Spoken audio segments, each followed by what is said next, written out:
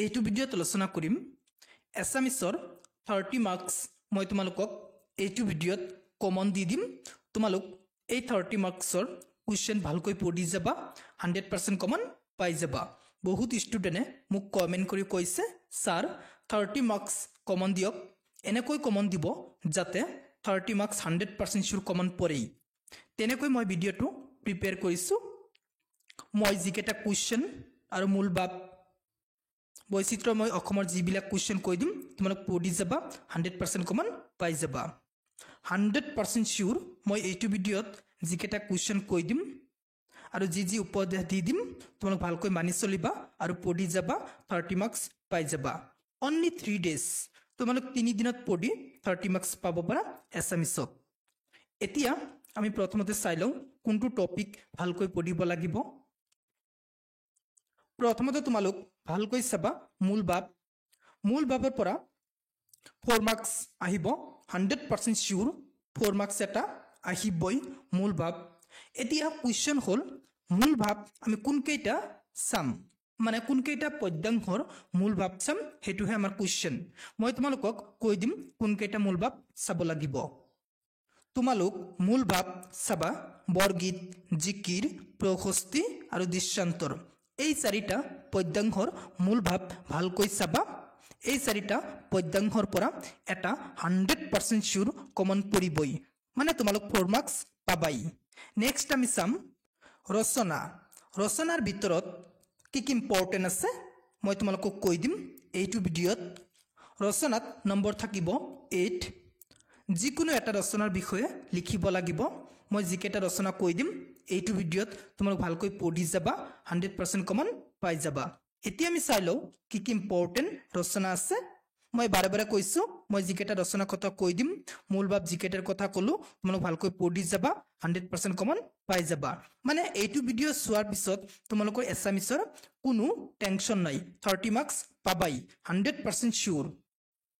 ৰচনাৰ পৰা তোমালোক চাবা তোমাৰ প্ৰিয় সাহিত্যিক, অসমৰ প্ৰাকৃতিক সম্পদ, ছাত্ৰৰ কৰ্তব্য, তোমাৰ জীৱনৰ লক্ষ্য, দূৰদৰ্শন।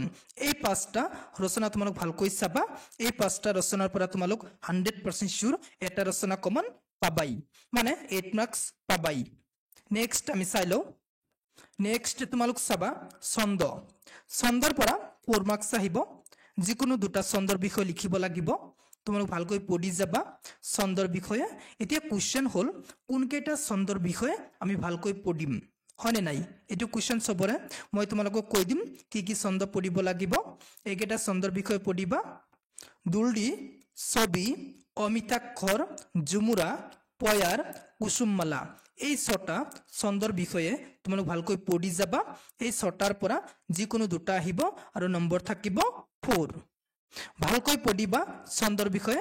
এনেকৈ পঢ়িবা যাতে এই 6টাৰ পৰা যিকোনো 2টা আহিলে তোমালোক পাৰা আৰু 4 মাৰ্কছ পাই যাবা।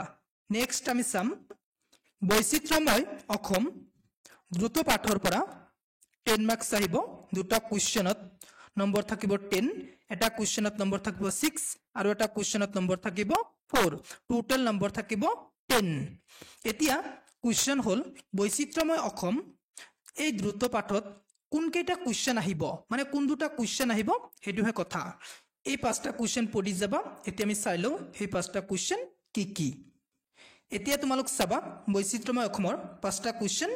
1 নং কুৱেশ্যনটো হ'ল বৈচিত্ৰ্যময় অসম নামৰ দ্ৰুত পাঠত সন্নিৱিষ্ট 2টা জনগোষ্ঠীৰ সাজপাৰ, অলংকাৰ সম্পৰ্কে চমুকৈ লিখা। 2 নং কুৱেশ্যনটো হ'ল বৈচিত্ৰ্যময় অসম নামৰ দ্ৰুত পাঠত সন্নিৱিষ্ট অসমৰ যিকোনো 2টা জনগোষ্ঠীৰ একোজনকৈ ব্যক্তিৰ বিষয়ে চমুটোকা লিখা। নেক্সট 3 নং কুৱেশ্যনটো হ'ল বৈচিত্ৰ্যময় অসম নামৰ দ্ৰুত পাঠত সন্নিৱিষ্ট যিকোনো 2টা জনগোষ্ঠীৰ খাদ্যাভ্যাস সম্পৰ্কে চমুকৈ লিখা। 4 নং কুৱেশ্যনটো হ'ল তোমাৰ দ্ৰুত পাঠত সন্নিৱিষ্ট অসমৰ যিকোনো 2টা জনগোষ্ঠীৰ উৎসৱ পাৰ্বণ সম্পৰ্কে চমুকৈ লিখা। নেক্সট 5 নং কুৱেশ্যনটো চাবা বৈচিত্ৰ্যময় অসম নামৰ দ্ৰুত পাঠত সন্নিৱিষ্ট অসমৰ যিকোনো 2টা জনগোষ্ঠীৰ চমু পৰিচয় দিয়া। এই 5টা কুৱেশ্যন তোমালোক ভালকৈ পঢ়ি যাবা। ইয়াৰ পৰা যিকোনো কুৱেশ্যন 2টা তোমালোক 100% শিওৰ কমন পাবাই পাবা। নেক্সট তোমালোক চাবা বাপ সম্প্ৰসাৰণ আৰু আবেদন। বাপ সম্প্ৰসাৰণ নহ'লে আবেদন ভালকৈ শিকি যাবা, 4 মাৰ্কছ থাকিব। এতিয়া কুৱেশ্যন হ'ল বাপ সম্প্ৰসাৰণ কোনকেইটা চাম হয়নে নাই, আবেদন কোনটো চাম। যদি তোমালোকৰ বাপ সম্প্ৰসাৰণৰ মোষ্ট ইম্পৰ্টেণ্ট লাগে মোক কমেণ্ট কৰি ক'বা।